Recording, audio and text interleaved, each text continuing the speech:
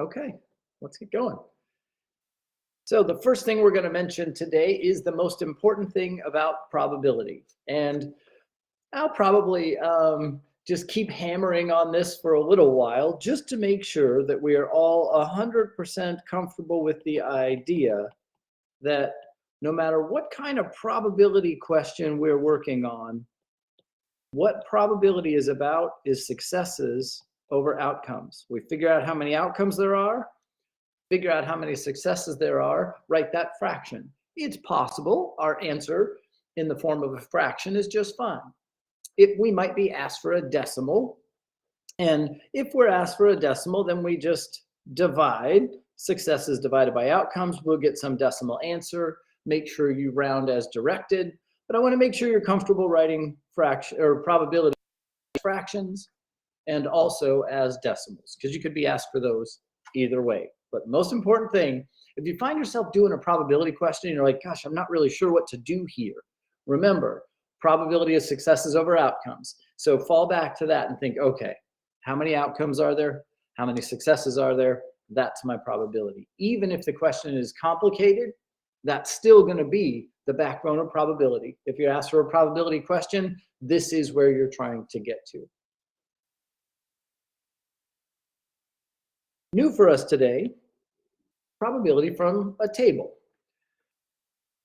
Data from a recent 5K run for charity were compiled, and they were as follows. And you can see in the table here that we have some people were adults, some people were children, some people ran the whole 5K, and some people walked the whole 5K. And this chart breaks it down by every one of those individual categories. And if we had the names of all the people that were in this 5K run in one big jar, and we reached in and grabbed one person at random, our question here is find the probability that the person chosen at random is an adult. So what we're after here is the probability of getting an adult. Okay, find the probability of getting an adult. So keeping in mind that probability is successes over outcomes, the first thing we'll want to find here is, well, how many people were in the run? How many names do I have in my jar? What would that be? How many names are in my jar?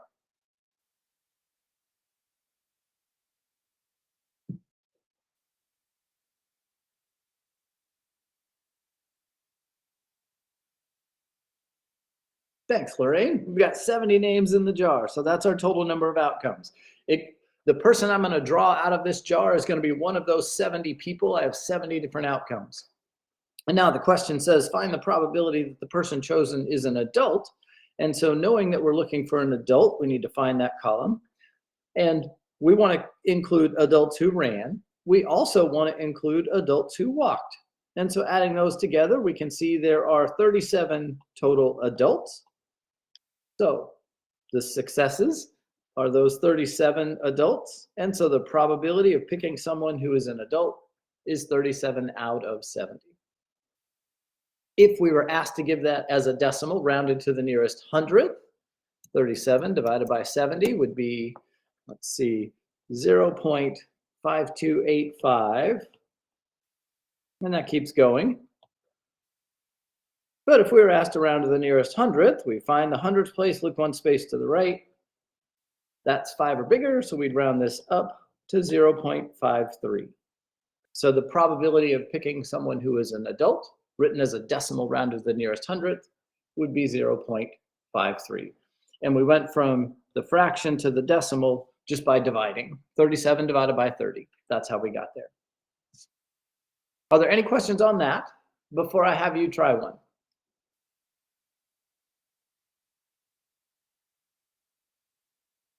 All right, here goes. We have data from this 5K run for charity, and there's our table. Find the probability that a person chosen at random walked. I'll set up a poll for this and give you a chance to find that probability.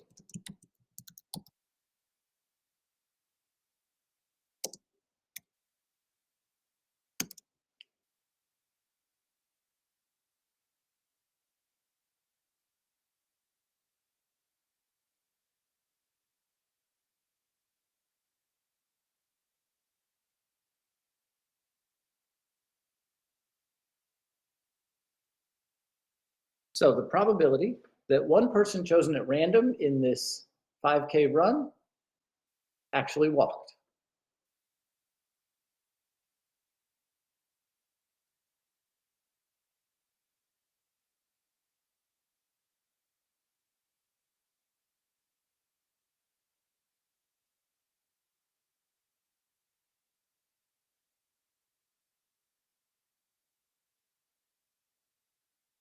And when we look at this, we're keeping in mind probability is successes over outcomes. So that's kind of what we're doing here.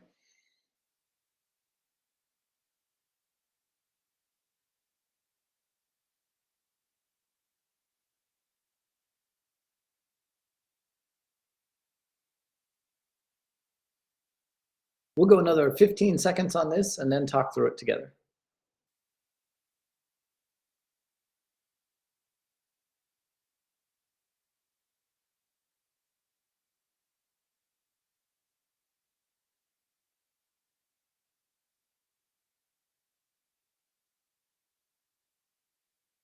All right, completely unanimous. Well, that's great news. I will go through it anyway, just to make sure, but that's outstanding. Okay, so what we've got here is we're looking for the probability that a person chosen at random was somebody who walked.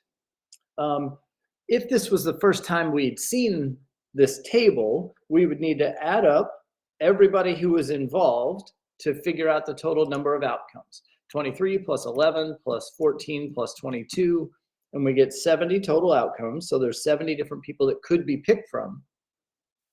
And then we need to find the people who walked, because those are our successes. So we go to our walked column and we see these 14 and these 22. So there are 36 people who walked. So the probability of getting a person who walked would be 36 out of 70. Great work there. If we were asked to write this as a decimal, 36 divided by 70 would be 0.5142. And we'd round that to the nearest hundredth. So let's see here. We find the hundredths place, look one space to the right. That's 4 or lower, so we round this down to 0.51. So as a fraction, it would be 36 over 70. As a decimal, it'd be 0.51. As a percent, it'd be 51%, but you'll just be asked for fractions and decimals here. I've got a pretty good feeling about probability from tables, so let's go ahead and move on to odds. Odds are written as a ratio with a colon between the numbers. They are not written as a fraction. Other books that you might see might write odds as a fraction. We will never write odds as a fraction. And the reason for that is I don't want you to confuse them with probabilities. If you see a fraction, you can be confident that it's a probability. If it's odds, it's going to be written as two numbers written next to each other with a colon between them. For example, like 23 to 6. That might be what odds would look like. Maybe not as messy as that, but that's what odds would look like. Rather than as a fraction, odds are going to be two numbers with a colon between them. For example, 23 to 6, something like that. The way we determine what those numbers are going to be is because the odds against an event are written as the number of failures to the number of successes. So that's how we write the odds against an event, failures to successes. So far, we've talked about successes and outcomes when we deal with probability. When we have probability, we know we're looking at successes and outcomes. And my little note here is it's easy to find the odds against when we know what the probability is. And you might be thinking, well, okay, I guess, I mean, these are successes and these are successes, but probability has outcomes. Where do the failures come from? What do you think the failures are going to be? Your instinct is correct here. Don't overthink it. What do you think? Where do you think? How do you think we're going to figure out how many failures there are? What are the failures going to be?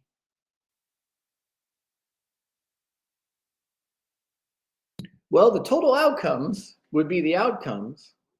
The total minus the successes. Perfect, Carolina. That's right. So essentially, in our list of outcomes, we're going to identify successes. And you know what?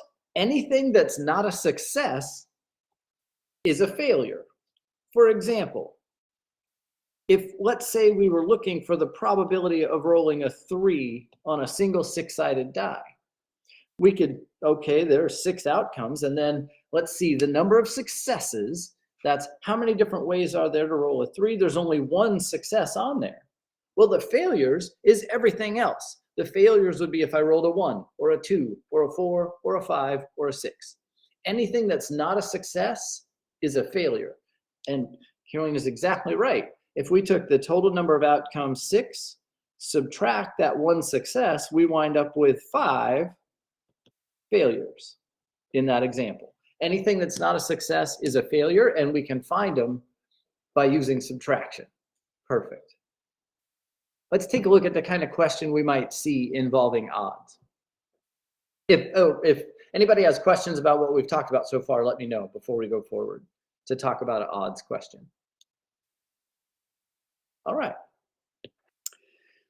The probability of an event is 14 out of 19. Find the odds against this event.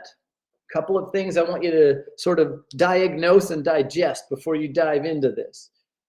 Notice this is a fraction. That means it's a probability for sure. There's no mistaking it. There's no, well, how do I know this isn't the odds?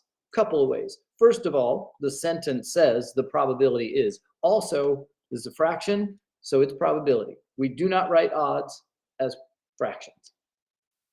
And what this tells me then is that I know for sure that I have 14 successes and I have 19 outcomes. And what I need to do in this question is find the odds against this particular event. First thing I have to remember is odds against are going to be written as failures to successes. It's easy to remember that failures go first because this is odds against. And so just sort of that negative connotation helps us remember that failures go first. So failures to successes. Now, from the information I was given in the problem, I can see right away that there are 14 successes. So that part goes right here. And the only thing I need to know is how many failures there are. Once I know how many failures there are, I can finish off writing the odds against this event. How many failures are there?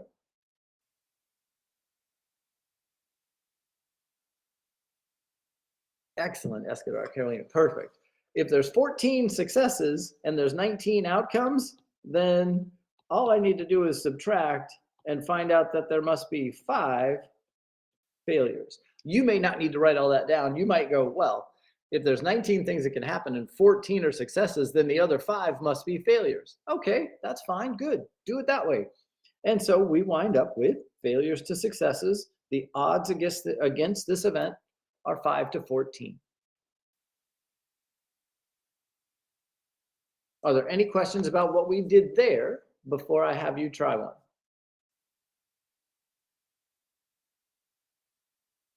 Outstanding, here goes.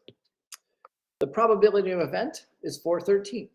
Find the odds against this event. I'll set up a poll for you. You can try this one.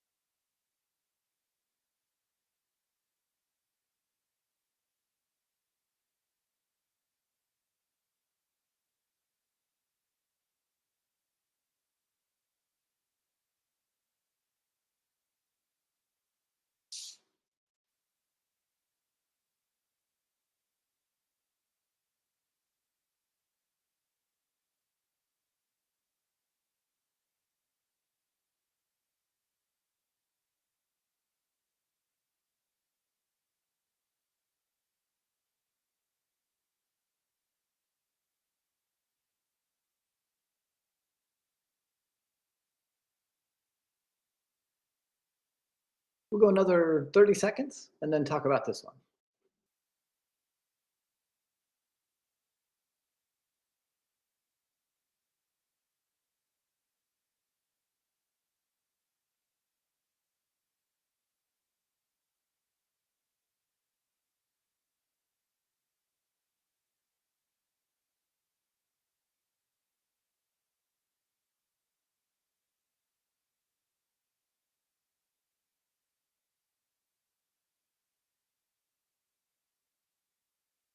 All right, let's see where we are on this one. Okay, not unanimous, but very strong agreement. That's a positive sign. Let's go back and take a look at this one and see what we're working with here. So the probability of an event is 4/13. Find the odds against this event.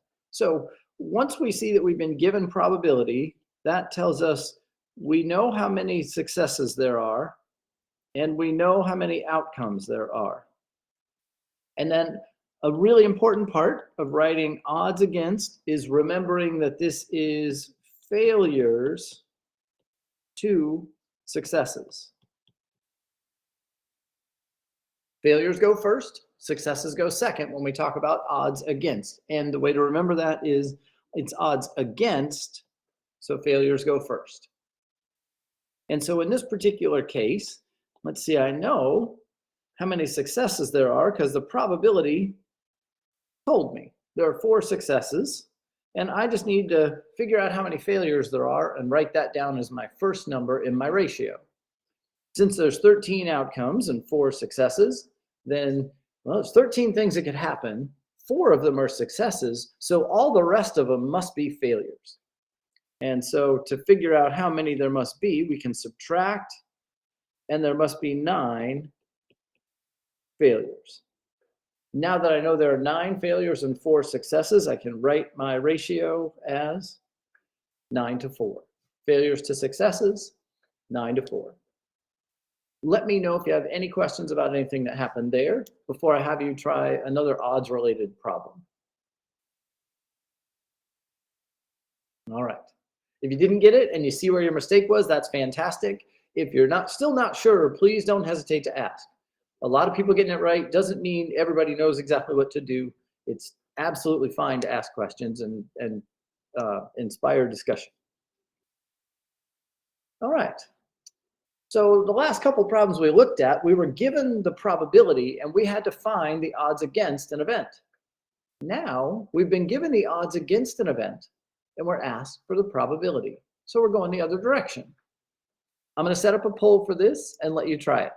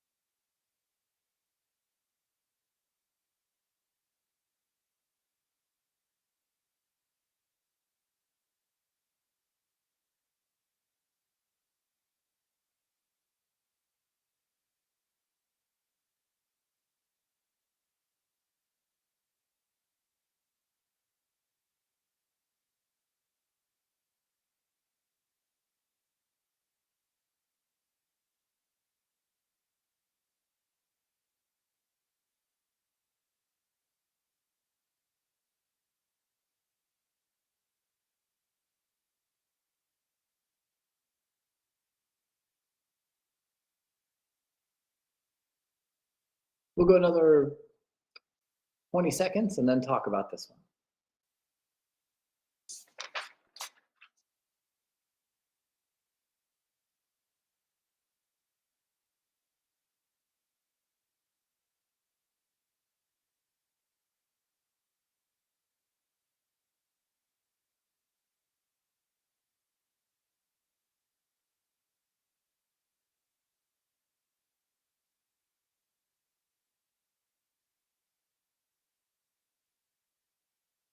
All right.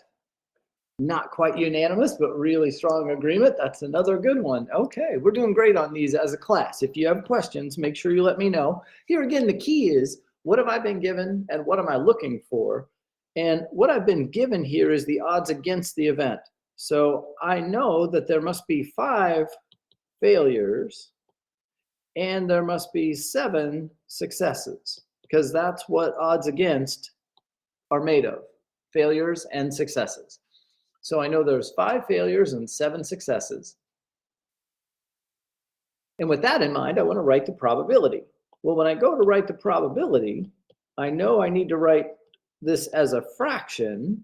So it's going to be successes over outcomes. Again, remember, odds are not written as a fraction, probability is. So let's see the successes. Well, I was told there were 7 successes, so I can go ahead and put that on top. And then the number of outcomes. Well, if there's 7 things that are successes and 5 things that are failures, I combine all those together. Now I'm adding. I'll wind up with the fact that there must be 12 total outcomes, because everything's either a success or a failure. If I know there's 7 successes and 5 failures, I put those together. There must be 12 total outcomes. And sure enough, the probability of this event, whatever it is 7 out of 12.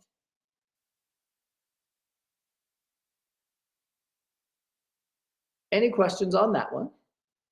Before we go forward and start talking about simulations. All right, so far we've talked about probability from a table and odds. Those are 2 of the 3 topics we're going to talk about today. Up next, we have simulations. Before we dive into actually performing a simulation, I want to just explain the idea here. The idea is, instead of actually collecting data about a particular event, it's possible just to run a simulation. And obviously, this could be done with a random number generator on a computer, or just have a computer run the entire simulation. But we're going to learn how to do these things by hand. And the results of a simulation are completely valid. So I don't want you to think that they're not. Simulations are completely valid. As long as,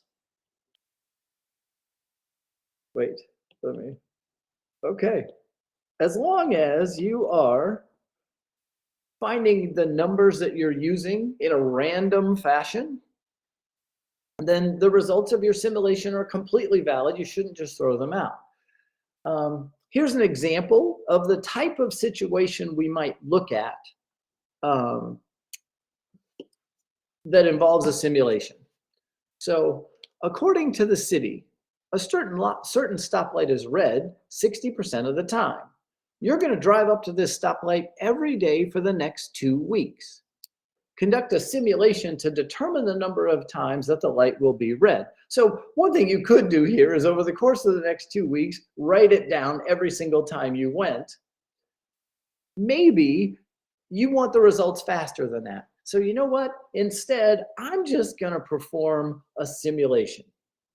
I'm going to do something that simulates me driving up to this stoplight every day for the next 2 weeks. And one thing I need to think about here is, okay, if I'm going to do this every day for the next 2 weeks, that's going to be 14 times I'm going to drive up to this stoplight. And what I want to figure out is, how many times out of those 14 times is the light going to be red when I pull up to it? An extremely valuable tool for us when we do simulations is called a random number table. It's randomly generated and produced and boop, dropped in your lap, and looks something like this. You create a table of random numbers that looks like this. One thing you might be thinking is, okay, great, how do I use this to simulate my activity? And that's a great question, perfectly good question. And what we're looking at here is the idea that, because we know that according to the city, this stoplight is red 60% of the time, what we're going to do on our random number table is we are going to assign the digits in a way that mirrors the real life probabilities. That's what gives validity to our simulation. We're going to assign these digits in a way that is consistent with the actual real world data. We need to assign the digits in a way so that 60% of those digits give us a red light. Our random number table has the numbers 0, 1, 2, 3, 4, 5, 6, 7, 8, 9, 10. So, or not 10, excuse me, 0, 1, 2, 3, 4, 5, 6, 7, 8, 9.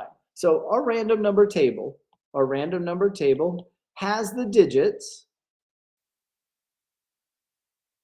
0 through 9. So that's 10 digits altogether. So really important question I'm going to ask you. If you're not sure of it yet, that's okay. But my question to you then is, how many digits do we want to give to red? How many of those digits?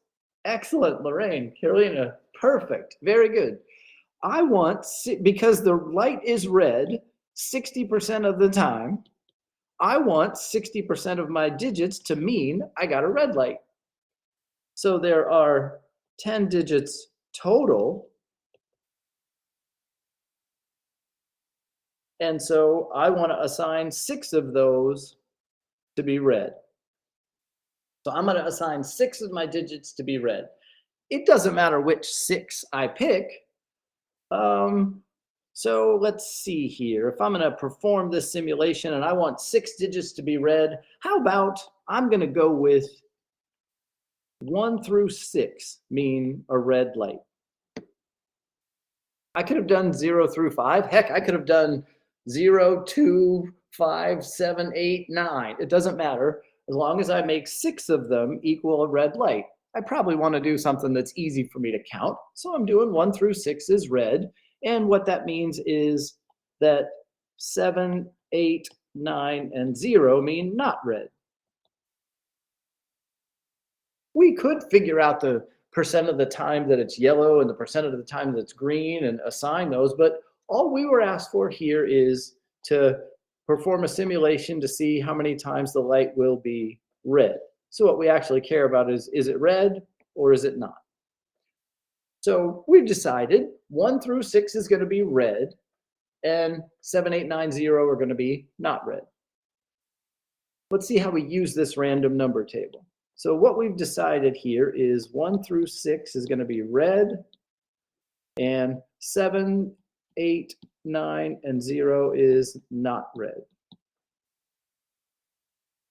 You might be thinking, well, if you start right here every single time, I'm not sure that's random, and you'd be right.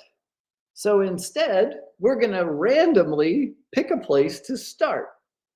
I thought about asking, but I might get more than one person telling me where to start. So I decided I'm going to use a dice. And I've got this 6-sided dice right here. And first I'm going to roll it to see which row I'm going to start in. Row 1. Okay. It better not give me a 1 for the other thing. And then I'm going to roll it again to see which column I'm going to start in. A 3. So I'm going to start in row 1, column 1, 2, 3. So the first number I'm going to start with is that 0 right there. That was chosen randomly. And now we're going to do our coming up to the stoplight. Remember, I wanted to do this 14 times. So I'm going to have you help me out here a little bit. The first number I come to is that 0 right there. And when I hit that 0, what color is the light? Because it was a 0, is the light, I guess is the red, is it? Yeah, it might be yellow, but not red is the perfect answer, Escadar, but you're exactly right, Lorraine and Carolina. I asked the question poorly. I should have said, is it red? And you would have been able to say no. So the first one was not red. And then from there, I just move along the table. I just go to the next number over, which is that 1. When I get to that 1, is the light red? Yes, it is. So the next time it was red. And then I move over to the 3. It's red again. And if you don't understand how I'm getting these colors for the light, you let me know. I move over to that 8 and it's not red. Then the 1 is red. The 0 is not red. The 1 is red. The 0 is not red. How many is that? 1, 2, 3, 4, 5, 6, 7, 8. So I have 6 more to go. Essentially, what I'm doing here is instead of actually driving up to the light, these are me driving up to the light. I have 6 more to go. The next one is that 0 right there. So that's another not red. And then a 5 is red. This 5 is red. This 2 is red. And this 0 is not. And so out of my 1, 2, 3, 4, 5, 6, 7, 8, 9, 10, 11, 12, 13, one more to go. I've got that 9 right there, which is a not. If you understand where I got all my reds and nots, that's outstanding. If you didn't, please ask about this. Simulations can sometimes give a student a little bit of difficulty. On the one hand, there's a resistance to believe this could possibly be valid. But if the random number table is truly random, which this is, and if where we start is chosen using a random approach, then this is a valid simulation. And what I find out here, the question was, how many times is the light going to be red? Well, let's see. It's going to be red 1, 2, 3, 4, 5, 6, 7 times. 7 out of the 14. So luck of the draw is going to play into whether or not that light's red when I come up to it. It doesn't have to come out exactly 60% to be valid, because we all know that slot machines supposedly pay out 97% of the money that goes into them, but I don't know that I see a lot of that coming back my way. So in the same way here, we run this simulation, and that's what we found out. In your homework, you're going to be asked to perform simulations like this. Not everybody's going to get the same answers, and that's okay. I just want you to kind of understand how a simulation works, be able to run one, and then see the data at the end. And there isn't really a right or wrong answer, because if I start right here with this 0, but Genesis does the exact same thing and starts over here, she may get a different result than me. That's okay. This concept is in here more for the understanding of how a simulation can be ran than what specific results you come up with. And so in answering that question, for my simulation, I had 7. So conduct a simulation, determine the number of times the light will be red. I got 7. If it said conduct a simulation to determine the probability that the light will be red, well, now I had 7 successes out of 14 outcomes, because I did it 14 times. And so the probability would be 7 out of 14. So you could be asked for the number of times, you could be asked for the probability. Either way. Before I do another simulation, I want to give everybody a chance to ask anything they want to ask about this particular simulation that we just did.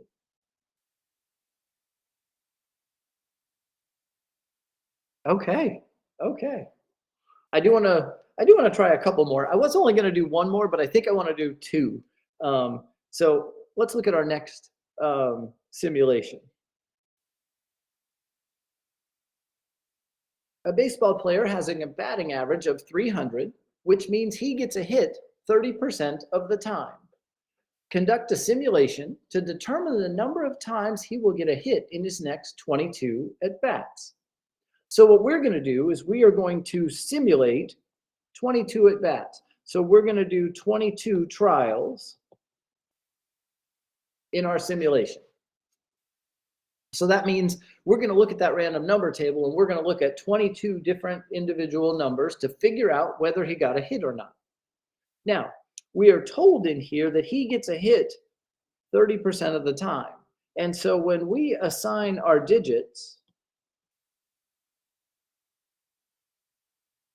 we want 30% of those digits to mean that he got a hit. Same random number table, and your typical random number table goes 0 through 9. So it's going to have those 10 digits. So with that in mind, how many digits are we going to give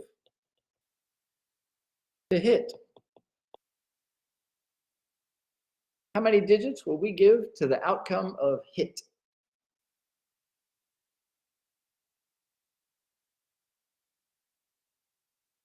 Very good. Carolina, Escadar, Karina, perfect. 3 of them. There are 10 total digits in my table. I want 30% of those digits to be given to hits. So 3 of those digits will be given to hit. You can use any 3 you want. If you wanted to give 4, 5, 6 to hit, you can. I would probably do 1, 2, 3 is hit, and then 4 through 9 and 0 would be not a hit. But you could do it a different way. That would be okay. Excellent point, Lorraine. If it's 35%, I will talk about that in a minute. I can tell you that in our course, I'm going to keep it to multiples of 10. But just so you know how to do that, I will show you. I promise. How's that? Perfect. So let's look at this baseball player then who's going to get a hit on this random number table. And he's going to do this 22 times. So we're going to be looking at quite a few numbers on here. But that's okay. What we've decided to do is we are going to give the numbers 1, 2, and 3 to hit, and the numbers 4 through 9 and 0 to not a hit. We're going to have to do 22. Yeah, this is the table I'm going to give you to use. So the table will always be the same. What changes is where we start. And since we start in a different place every time, we're going to get different results every time. And Escadar, you and Lorraine and Karina will likely start in a different spot. And you could just pick one. You could just say, you know what, I'm going to start right here at this 3. That's fine. Nothing wrong with that. And you just go left to right when you get there. This time I have a 20-sided dice I'm going to roll, and it'll tell me where to start. I'm going to be in row 14. So let's see, that's 1, 2, 3, 4, 5, 6, 7, 8, 9, 10, 11, 12, 13, 14. So I'm going to be in row 14. And I rolled again to figure out my column. 4. So row 14, column 4 is this one right here is going to be my starting place. And from there, I'm just going to go left to right all the way across the table.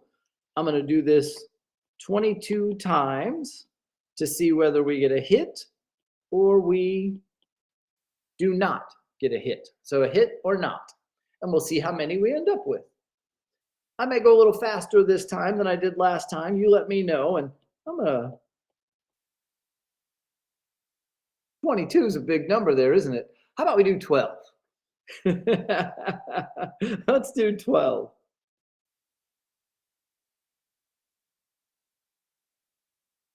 So we're going to do 12 trials here to see whether he gets a hit or not. The first one that I decided to start at, I did it randomly. You could just kind of pick one by pointing your finger at it, but was a 1. And so that first outcome, the first time he went to bat in my simulation, that 1, he got a hit. The next one is a 6. That's not a hit. Then a 3 is a hit. The 8 is not. The 2 is a hit. The 5 is not. Let me know if you don't understand where I'm getting these results from. And so let's see. I did 1, 6, 3, 8, 2, 5.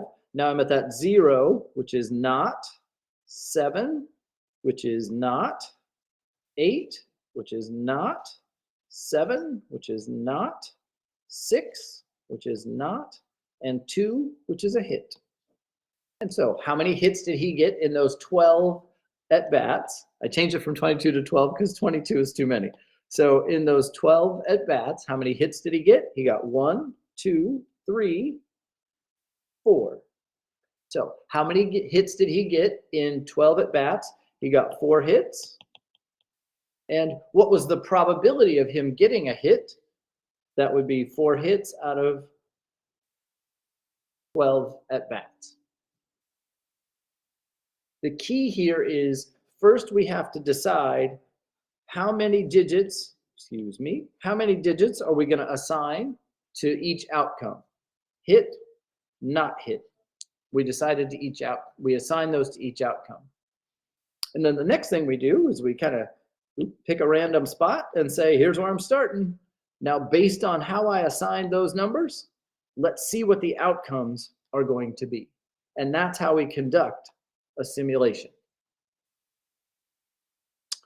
Does anybody have, and I haven't forgotten your question, Lorraine, but does anybody have questions on what we did there to figure out, to run that simulation and see how many hits our baseball player would get in 12 at-bats?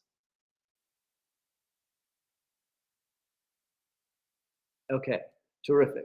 Now I'm going to address Lorraine's question, and then I want to do one more with you. I wasn't sure I was going to do a third one, but we have plenty of time, and so we will. So let me clean this off here. And Lorraine's question was an excellent one. Like, well, okay, let's say that this baseball player gets a hit 35% of the time. Now what? Now what we do is we look at our random number table, but instead of looking at one number at a time, we look at 2 numbers at a time. So for example, instead of looking at this as an 8 and a 5 and a 0, instead I would look at it as this first number here would be 85, and the next number would be 01, and the next number would be 38. And so to account for that 35%, what I would do is I would say, okay, well, 01 to 35 is a hit, and 36 all the way to 99 and throw in 00 is not a hit. And then so when we start, and if we were to start at the same place we did last time, which was what, row 14, row 4, 1, 2, 3, 4, 5, 6, 7, 8, 9, 10, 11, 12, 13, 14, row 1, 2, 3. That was this 1 right here. Now, instead of looking at it as a 1, we'll look at it as a 2-digit number and say that's a 16. So that's a hit. And then the next number would be 38, which is not. And the next number would be 25, which is not. And if you're looking, thinking, what is this little space right here for? What's the whole point of that? That'd be a great question. It's just to keep the numbers from totally running together. They're kind of grouped into 5s. There's no magic in that. They could be grouped in 4s. They could be grouped in 10s. This one was just made with them grouped in 5s so that your eyes don't go crazy goofy trying to identify the numbers. And then the next one would be 07, which would be a hit, and then 87, which is not. And that's how we would do a 2-digit percentage, is we would just use 2-digit numbers in our table. Like I said, for you in this class, we're just going to look at,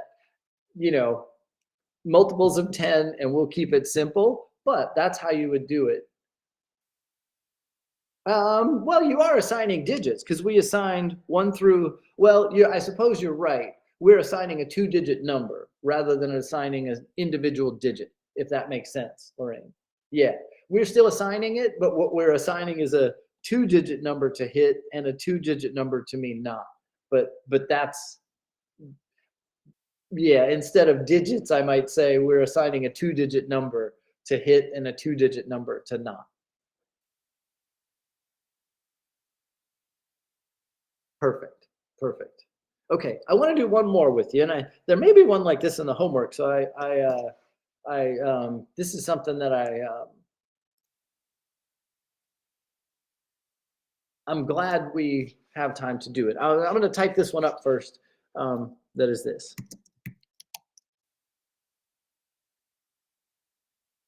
Maybe.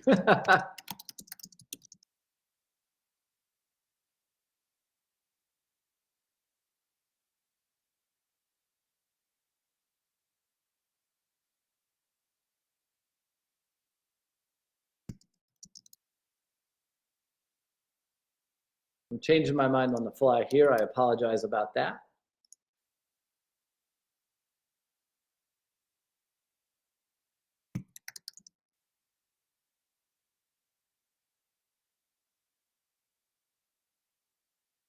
See if I can make that font bigger. I don't know if I can. Okay. Sorry that's so small. I'm not positive how to make it bigger, but I will read it to you. So, a family is going to have 3 children. Run a simulation 10 times to find the probability that they will get exactly 1 boy.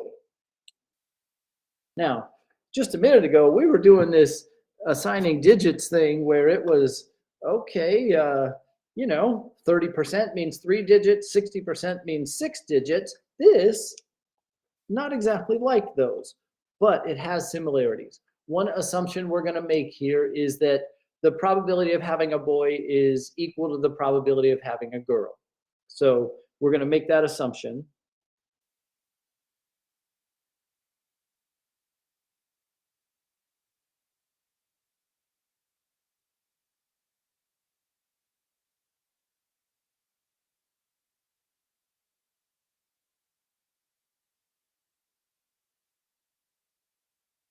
So the probability of each is 50%. So with that in mind, how many digits do we want to assign to boy? How many digits? Perfect, Escadar. So we're going to give 5 digits to boy, and then we're going to give 5 digits to girl. So 5 digits to boy, 5 digits to girl. Okay. Doesn't really matter which 5 we give, but I'll just kind of follow the same path that we've been doing before. And I'm going to give 1 to 5 to mean boy. And then we'll give 6 to 9 with 0 to mean girl. If anything seems out of bounds or you're not sure where the heck it came from, you let me know. But I'm giving these 5 digits to boy, these 5 digits to girl. I could do it a different way, but that's what I decided to do for this one. 1 to 5 is boy, 6 to 9 and 0 is girl.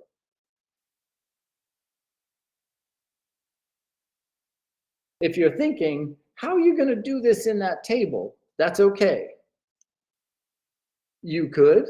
You absolutely could. You could do 01 to 50 is boy and 51 to 99 plus 00 is girl. It would be exactly the same. You're exactly right, Lorraine. Yep. Since it's 50%, maybe we keep it as simple as possible, but you're absolutely right. You're absolutely right. Now let's go back to our table and see how we're going to make this work. Because keep in mind here, the family's going to have 3 children, and we're going to do the simulation 10 times because we want to know how often are they going to get exactly 1 boy. All right, well, let's take a look at this.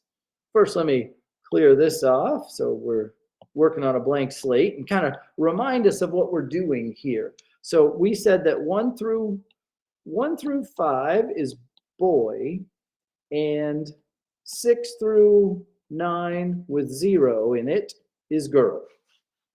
So that's how we've assigned our digits. And this family is going to have 3 children. And what we're after is the probability of getting exactly 1 boy. And we're going to run this thing 10 times. So I'm going to jot this down over here for each of our trials.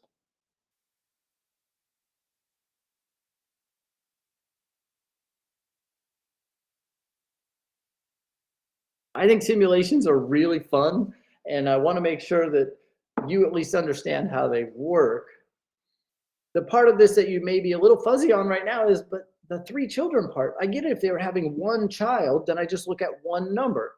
And you're exactly right. That's what we would do. Here, we're looking at 3 children, and that changes things a little bit for us.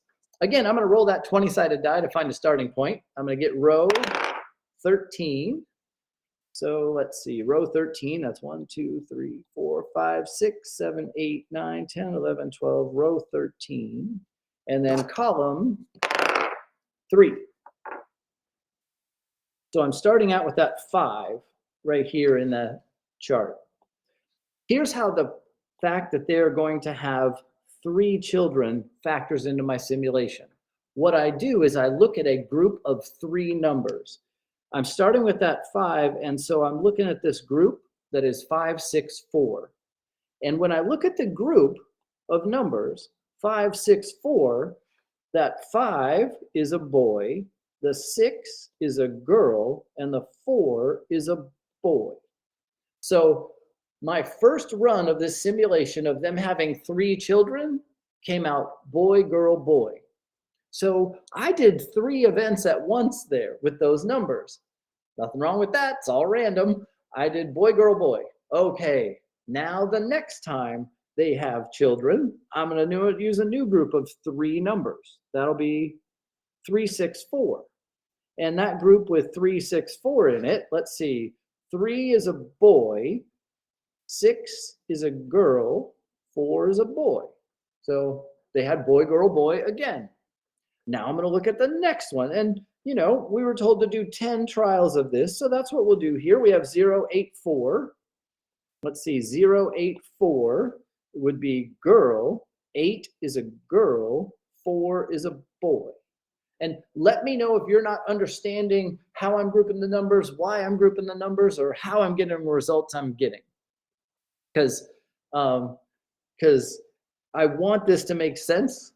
And I get a feeling that it does, but please let me know if it doesn't.